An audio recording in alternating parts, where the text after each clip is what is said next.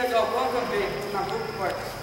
Meu galpão de pau a pique, esteio de alma charrua, falquejado em boa lua, para que o carucho não fique, deixando que o tempo explique ciência do teu feitio, ouvindo o canto do rio, me lembro o galpão eterno, nas longas noites de inverno que me abrigassem do frio, recostado em teu fogão, desfrutei desde moreiro, este crioulo aconchego de a cavalo no tição, entre monarca e peão fui me fazendo campeiro e aprendendo por primeiro que o torto não se endireita e é depois da trança feita que se conhece o basqueiro. Também aprendi contigo segredo de tempo e vida, exemplo para toda a vida que cultivando prossigo. Ó velho galpão amigo, um dia te abandonei e no mundo por onde andei desagarado da querência, não suportei tua ausência e arrependido voltei. Como é bom, galpão querido, matear assim junto a ti, lembrando que foi aqui que fui gerado e parido, de contemplo comovido, primitivo santuário, do gaúcho legendário, és o trono barbarado, porém tempo consagrado nos terços do meu rosário.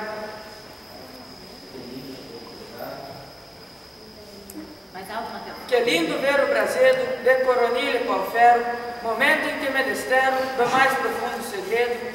Eu que sempre acordei cedo, compreendo um pouco a magia da cambona quando chia, a boia, o caos e a canha, maravilhas da campanha que há no galpão todo dia. Galpão que já foi trincheira, do farol interverado, de chimango a maragato, honrando o estirpe campeira, foste mastro da bandeira e no juratório também.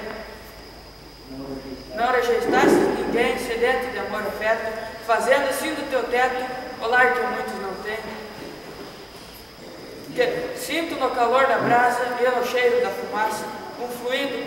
Sinto no calor da brasa e no cheiro da fumaça, um fluido que perpassa o próprio chão que tem massa. Eu que loteio por casa, galpão velho sem igual, e há de ser memorial de quem não apenas alcança a lavratura da herança com o contexto original. Meu corpo será parceiro das caseiras de cupim, ranchos e vara por fim, argila para João Bareiro, mas o espírito campeiro há de ficar todo dia. Há de ficar no galpão, nas cinzas do teu fogão, nas tiras de picumã, refeita em cada manhã no ritual do chimarrão. Assim serei sentinela